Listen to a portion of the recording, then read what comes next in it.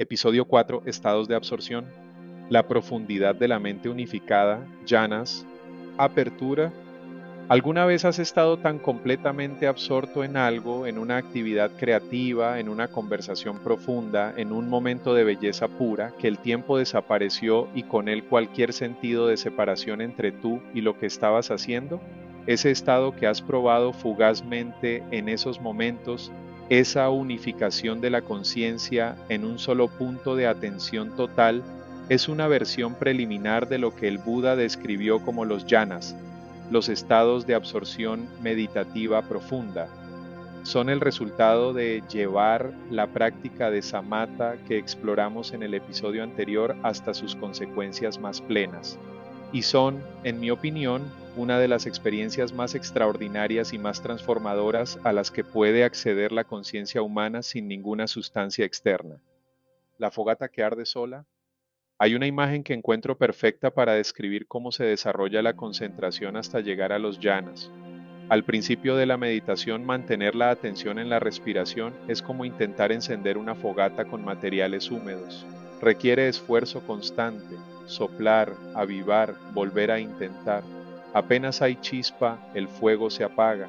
El meditador pone ramitas, papel, lo intenta de nuevo. La atención surge, se va, vuelve, se va. Todo depende del esfuerzo activo y continuo.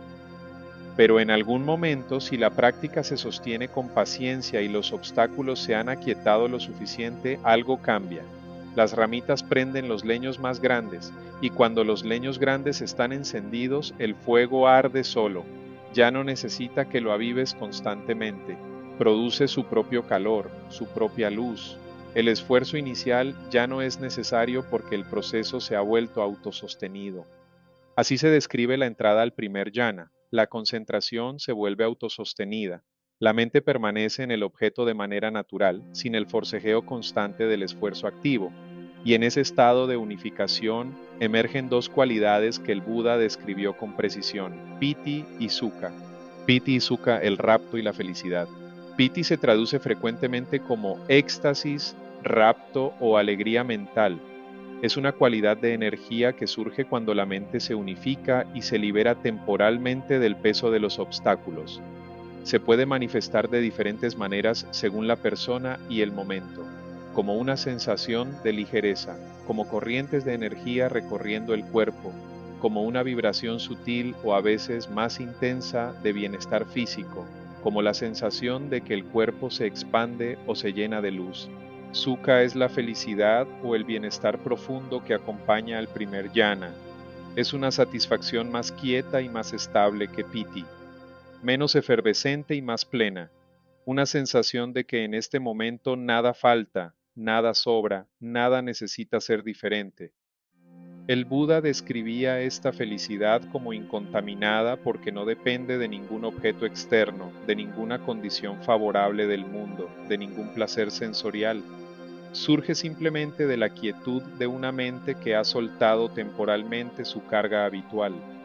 El primer jhana también incluye vitakka y vikara, el pensamiento dirigido y la investigación sostenida. La mente todavía puede operar conceptualmente, todavía puede dirigirse hacia el objeto y examinarlo, pero lo hace desde un espacio de ecuanimidad y unificación que lo transforma completamente.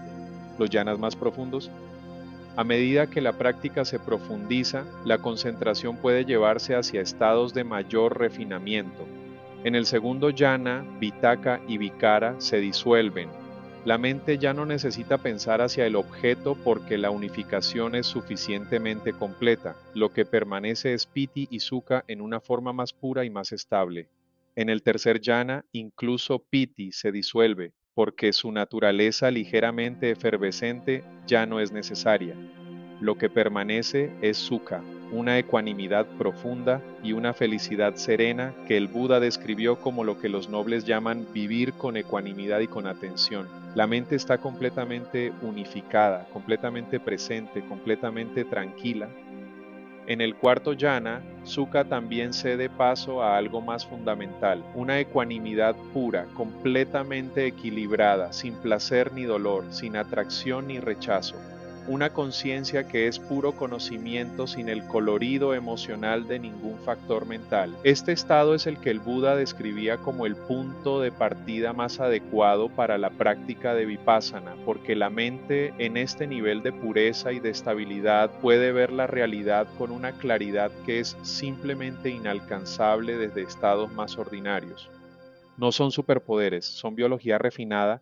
Quiero ser muy claro en algo porque la descripción de los llanas puede generar cierta romantización que en realidad dificulta el acceso a ellos.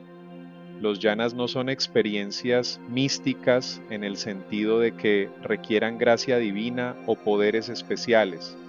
No son estados a los que solo tienen acceso los santos o los iluminados. Son estados de funcionamiento de una mente humana ordinaria que ha sido entrenada con constancia y con método. La neurociencia, en los estudios que ha podido realizar con meditadores de largo plazo en estados de absorción profunda, registra patrones de actividad cerebral que son claramente distinguibles de los estados ordinarios de descanso o de concentración ligera. Son reales, son verificables, son el resultado natural de llevar la práctica de samatha hasta su madurez. Lo que se requiere no es ninguna capacidad especial, se requiere paciencia, constancia y la disposición de soltar los obstáculos una y otra vez hasta que la concentración se estabilice lo suficiente para que el fuego prenda solo.